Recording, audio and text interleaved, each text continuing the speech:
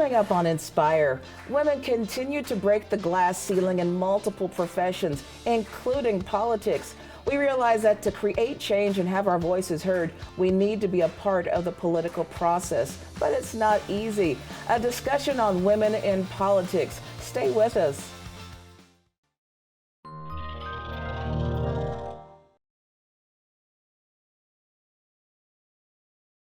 Inspire is sponsored by Kansas Furniture Mart, using furniture to inspire conversation. And by the Blanche Bryden Foundation.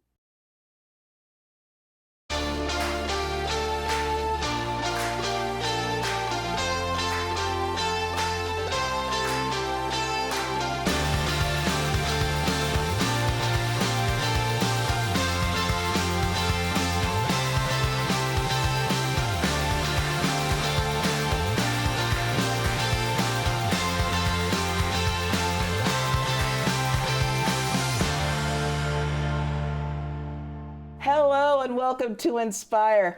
I feel a sense of women power on today's episode, and I'm so happy to be on this show with a couple of powerful women near and dear to me. My co-host, Betty Lou Pardue, as well as Amy Kelly. And we're going to have a powerful discussion today on the impact of women in politics. I have tremendous respect for women who enter the political game, knowing the scrutiny that comes with the job. Very true, Amy. It's not easy. But women understand the value of having representation within the political process, and many are willing to pursue careers in politics with the goal of having our voices be heard, to create positive change and inspire future generations of young leaders.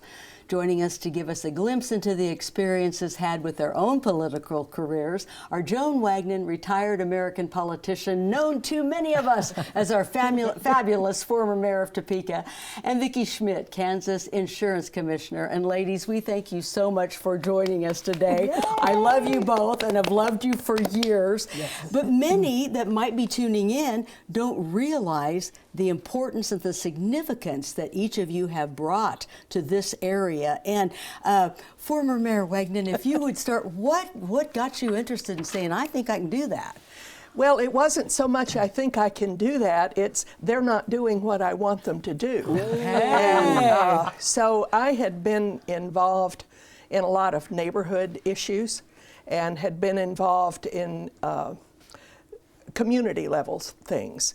And there was an opening in my legislative seat, and this was like 1982. That's a long time ago. Yes, yes. And there weren't very many women, and there were 3 women from Shawnee County who filed for office that year. And we kind of took them by storm, and we doubled the number of women in the legislature that year in the 82 election. Well, now there are at least 3 times that many more. Yay! And it's good. That's fantastic. So it was wanting to get something done that brought me in. I love it. And Commissioner Schmidt? My story is very similar. I was appointed to the Board of Pharmacy around 1996 by the former Governor Bill Graves, and I'm a pharmacist by trade and profession. I was honored to be asked to do that. One of the things that he did was he sent out a request that everybody go through their rules and regulations and their state laws and get rid of the things that weren't applicable anymore. That's a great idea, and we wanted to do that. But what that involved then was the Board of Pharmacy coming before the legislature to testify, and to because you had to go through that process to get that to happen. And I sweat all weekend long and prepared and was just so nervous to go. I don't think I'd been to the Capitol since the 6th grade tour when I was in Wichita, and we came up by the train. So, got my suit on, got my good clothes on, went up there to testify. Unfortunately, it was a hearing that was held after lunch, and 2 people fell asleep. Oh my goodness. Legislators. When I was saying my story, I was pretty hot. I came home and I told my husband, you know what, if there is ever an opening in my district, I'm going to run for it. And our children were smaller at the time, and my husband kind of nodded his head and said, okay, that sounds good. What are we having for dinner tonight? Wow. We moved on, and you know, Yeah, and then 2004 came, and there was an opening in the Senate, and it was the incumbent wasn't running; it was an open seat, and so I told my husband, I think I'm going to run for it. And our youngest one was finishing up a senior in high school, and so it seemed like a good time. So I threw my hat in the ring and went through a 4-way primary and ended up, the rest is kind of history, and then, you know, served 14 years in the legislature. So it's funny how things can just motivate you. Yeah. Right, but to I do that. love it. Thank you guys for, I mean, you have laid such wonderful groundwork for women. Yes. Well, we also made, I think, a whole lot of difference on issues that we care about. I mean, you've done wonderful things with health, and in your role now with overseeing the insurance industry, I can't think of a better time to have someone that really understands family issues. I got involved because of domestic violence. I was the director at the YWCA, did that for years, and went over and testified before the all-male white Senate Judiciary Committee. Wow. And they ate me alive. And I thought, never again. So I learned how to do it and got involved on a lot of women's issues, but a lot of other things as well. Well, talk about some of the challenges of being a woman in politics when there are so many men that are out there. In fact, I saw an interview with former Governor Kathleen Sebelius talking about there are ways that she can say something that she'll get critique for, whereas a man would say the same thing and he would get no kind of fuss about it all. So talk about that fine line of doing what it is you do and being a woman doing it. Well, I know for me, I'm one of like 18 women serving as an insurance commissioner right now. Wow. And when I was elected to the Senate, I was one of 13, and now there are 15 senators that are female. It has fluctuated through the years, both ways, increased and decreased. You know, I do think, though, it might be a little bit of a misconception that being a female, that it's somehow wildly different than a lot of my male colleagues. I mean, I think we all face some of the same things. I can never remember a vote where it was the males all voted one way and the females voted another way. I do think, though, that women bring a different perspective to the table. We all bring a different perspective to the table. You know, whether that's male, female, or your background, your vocation, whatever that is. The only time that I think I was truly discriminated against for being a woman, I was coming out of graduate school at the University of Missouri, and they were looking at school consolidation. And the guy who was running the program, this is 1968, the guy who was running the program looked at me and said, I won't hire you because school board members are all men and they don't want to talk to women. Wow. And so I went to the Human Relations Commission in Jefferson City, and they said, you can't do that.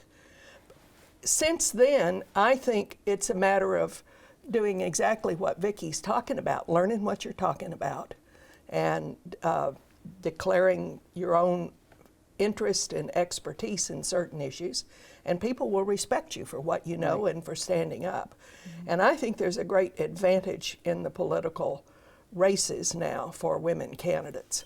In what way? And they seem to be more honest, more truthful, more approachable, which is probably not true, but the public sees it that way. Do you think that's true? I think we can distill an issue down sometimes quicker. Yeah, you're absolutely right. Not always, not always. I don't want to lose anyone, but you know, not always. But no, I think women tend to bring a little bit more emotion sometimes to the table. That can be good and it can be bad. That can cut both ways. You're still going to have to learn the roles that you're supposed to play. You're going to have to learn the rules, and you're going to have to learn who all the people are, and do a lot of hard work. The women that I know that have been in the legislature and I've served with all have been exceptionally motivated and therefore have learned everything they need to know. Kathleen, I don't think, knew much about insurance when she started, but she sure did learn. She sure did. And I don't, you came from a different perspective, but Right. insurance is not always easy. you know, I knew a little bit about the health space Yeah. because of my profession, but property and casualty, life insurance, there's tons of the financial parts of examining a domestic company. There's a lot to learn. Well, this has been a wonderful discussion so far. And you know what? We're going to take a short break, but I promise you we'll be right back to continue this discussion. So stay with us.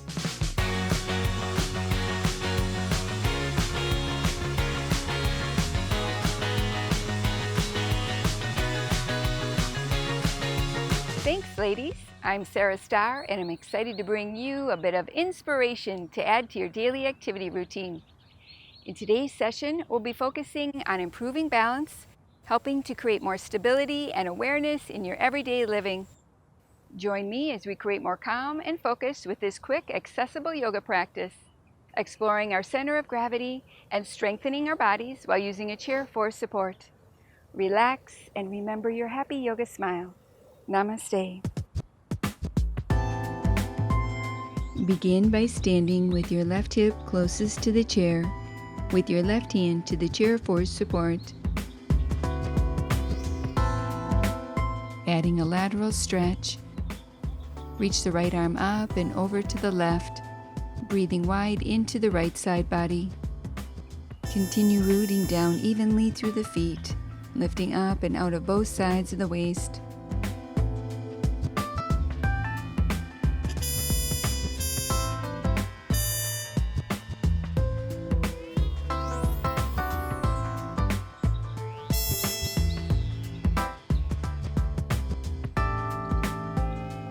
Release and repeat to the opposite side.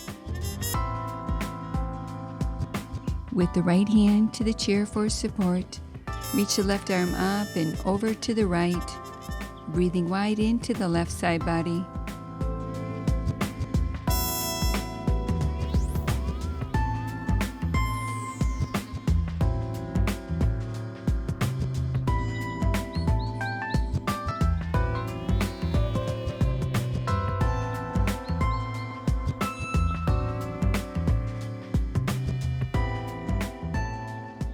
Release and return to center.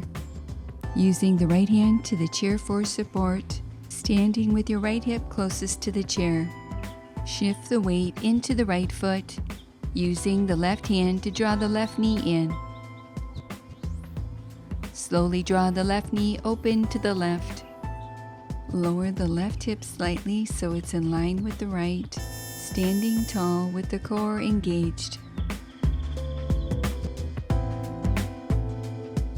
Draw the left knee back to center and release. Repeating to the opposite side. With the left hand to the chair for support, shift the weight into the left foot. Use the right hand to lift the right knee up. Standing tall with the core engaged, gently guide the right knee open. Roll the outer right hip down as you firm the outer left hip in, gently pressing the top of the left thigh back.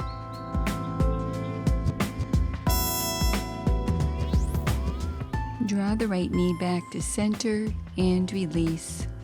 Transitioning into modified tree pose, standing with your right hip closest to the chair, using the right hand to the chair for support. Shift the weight into the right foot, place the left heel to the right ankle, calf muscle below the knee, or use the left hand to place the left foot to the top of the right thigh.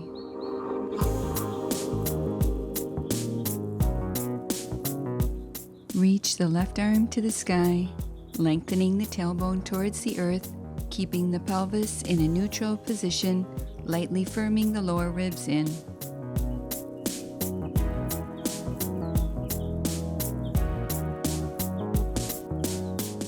Adding a lateral stretch, reach the left arm up and over to the right, lengthening through the left side body.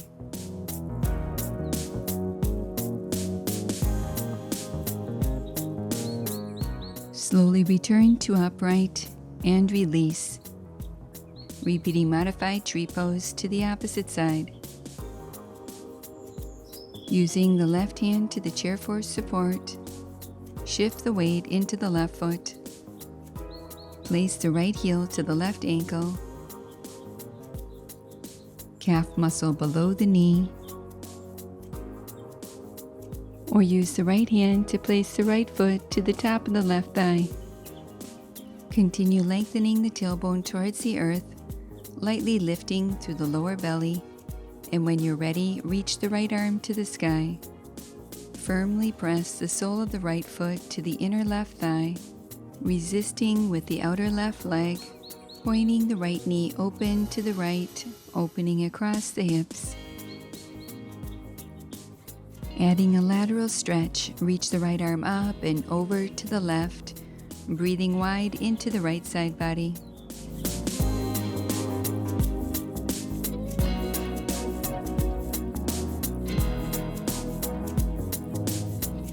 Stay connected to your smooth, even breath as you release.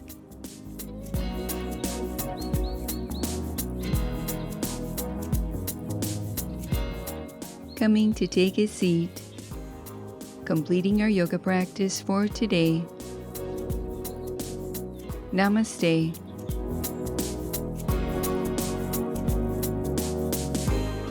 Thank you for joining me. Hopefully, I've inspired more activity and mindfulness in your day. See you next time.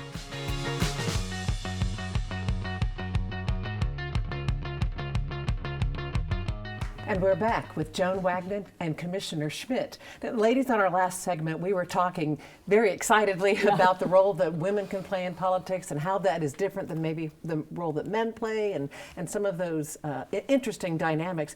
Question I have, actually, this may apply more to you, Mayor Wagnon. You said you started getting involved in the early 80s. Mm-hmm. Okay, and so, Commissioner, you are actually actively involved right now. If you had a choice, and I thank you for all the work you've done, but if you had a choice, are you glad you did it in the 1980s when you did it, or if you could wave your magic wand, would you start over and do it now and be at the ground floor in light of all the changes that have happened in the past 35 years? I don't really know how to answer that. I'm not as pleased with some of the conflict that goes on in the legislature now compared to when I was there in the 80s and in the 90s. Republican women, Democrat women would get together on a regular basis. Mm-hmm. We were friends. Still, some of my closest friends are people who were in an opposite party. That polarization between the two parties, the two tribes, so to speak, concerns me. Because in order to get things done, you've got to work with a lot of different people. And so I don't know that I would shift forward in time, but I would still be wanting to raise my hand. I see something that needs to be fixed, and here's what I'd like to do. Right. Commissioner, do we agree with that? I mean, has that been your same experience? I totally agree with that. You know, I think that is a little bit what is lacking in today's politics. People don't take the time to get to know each other.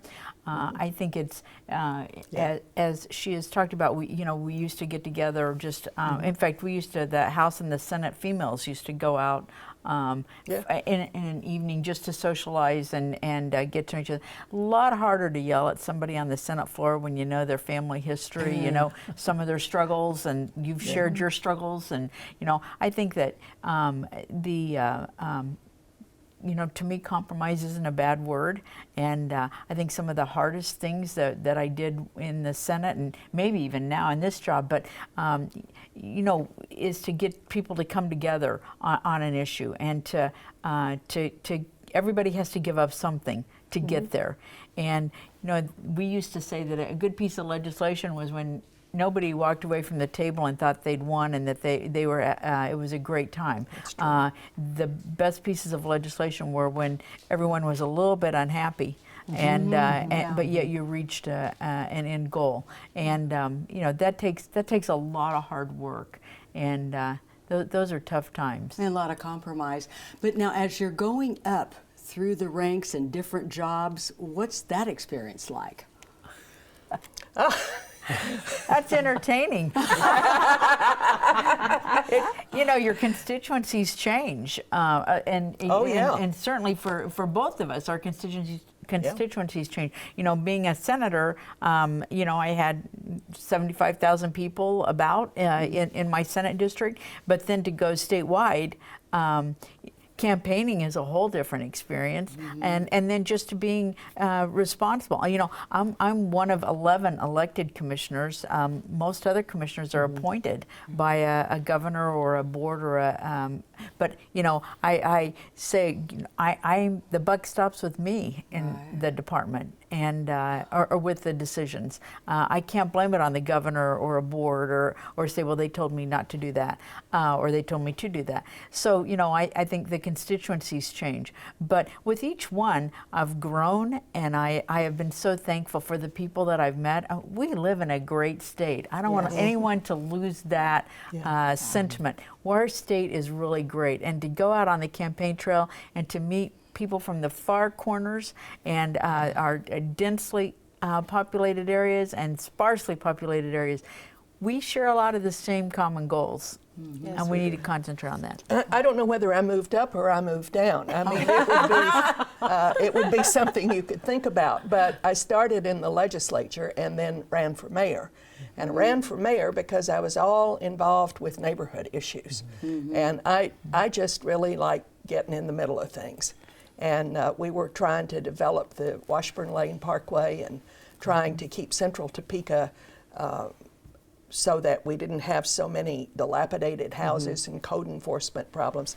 That is a world apart from being in the legislature. And I would get calls at home all the time. I got a lot when I was in the legislature, but being mayor, I was right out there on everybody's quick dial list. And it's not intrusive, it's just constant. And after about the first 3 months, Vicki, I thought, when is this over? The session has got to end. But it doesn't. It's 90 days in the legislature, and it's 365 times 4 years in the city. And then I went from that to working for Kathleen Sebelius as Secretary of Revenue, running an agency. And I don't know which I liked the best. They were all different. What would you say to women who are thinking about entering into politics? I'm sure that you would encourage them, but what would you say to them to give them that motivation? Because it's kind of gotten ugly, especially as of late. So what would you say to empower them to go forward and do that? Be sure you know what you're getting into. I think women belong in the political arena. I think the political arena is better for the women that we have there. Absolutely. But they need to understand what it is they're trying to do. And sometimes I've worked with younger people who are wanting to run for the city council, and they don't know how it works. So before you jump, make sure you know what you're getting into, and is this what you really want to do? And then knock on every door and be prepared for the time of your life. Absolutely, Commissioner Schmidt. And I think I agree with all of that. I'm not sure I knew what I was getting into when I ran for the Senate, and there were a few surprises along the way, like, oh my gosh, and somebody said, did you not check that out? No, I guess I didn't. But on the other hand, it's been immensely rewarding. And I think that, you know, we absolutely have to mentor the people behind us to do this. And I think going in with your eyes wide open is good, but I also think that we need to help them identify themselves as someone who can do it. Because I think that women tend to think of themselves as, you know, mothers, grandmothers, spouses. You know, we don't always think of ourselves as that's not a role that we take, that we think we can just do. And they need encouraged, and I would tell them, step it up, do it. We'll help them, and get going. And we love you both. Joan Wagnon, Commissioner Vicki Schmidt, I tell you what, thank you both for joining us on Inspire. We like to just say Joan and Vicki because they're our friends, and they've been friends to all of us. And so amazing hang on, women. We are going to continue with an inspiring discussion with women in politics, so stay right there.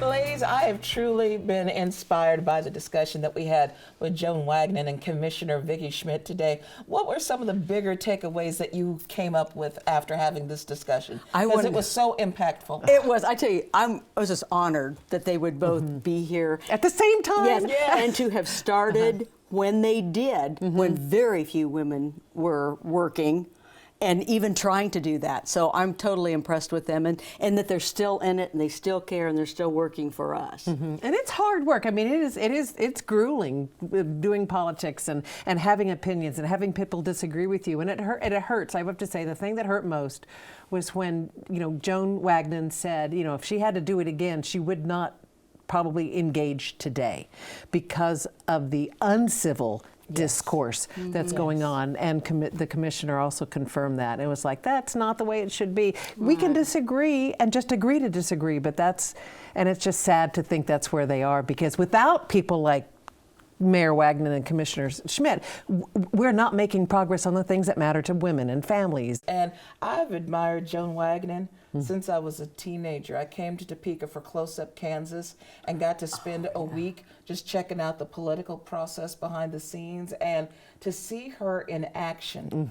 Just an amazing woman. She is a force of nature. And the same way with Commissioner Schmidt. Right. I love her. I love her honesty. Yes. I love the way that she's connecting with people, from when she talked about the densely populated areas to the sparsely populated areas. She's for everybody. And I think that sometimes we need to put our egos aside and try to reach out and connect with people, because we're all a part of this great state. And I just love that there's sacrifices. Their families have had to sacrifice not having them be a part of their lives, and we should be respecting them instead of trying to tear them down. So just kudos to them for doing what they do. Well, and just the fact that Vicki Schmidt is a pharmacist. I mean, her education, the things that she has done, that's just impressive. And also the fact that Joan Wagnon, I mean, look at that. She's still involved. She's doing the Kansas oral history. She knows the importance of us all being together and women working. There's no retirement. There you go. I love that. I like it. When I grow up, I want to be Joan Wagnon. Me too. And Vicki Schmidt. I would do both. I'm sorry to say that is all the time we have for today. The show was so inspiring and proves there are no limitations to what women can accomplish. And if you want to be inspired all over again, just go to watch.ktwu.org to watch this show and all the Inspire shows anytime you like. And if you're inspired to learn more about our wonderful guests today, find out what's coming up on future shows, be sure to visit our website, www.ktwu.org/inspire. Inspiring women, inspiring you, and inspiring voices on KTWU. Thank you for watching.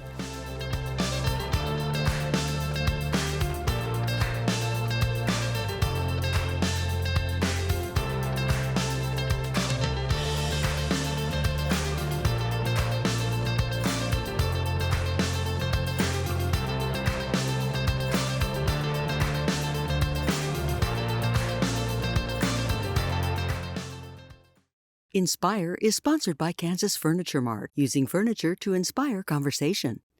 And by the Blanche Bryden Foundation.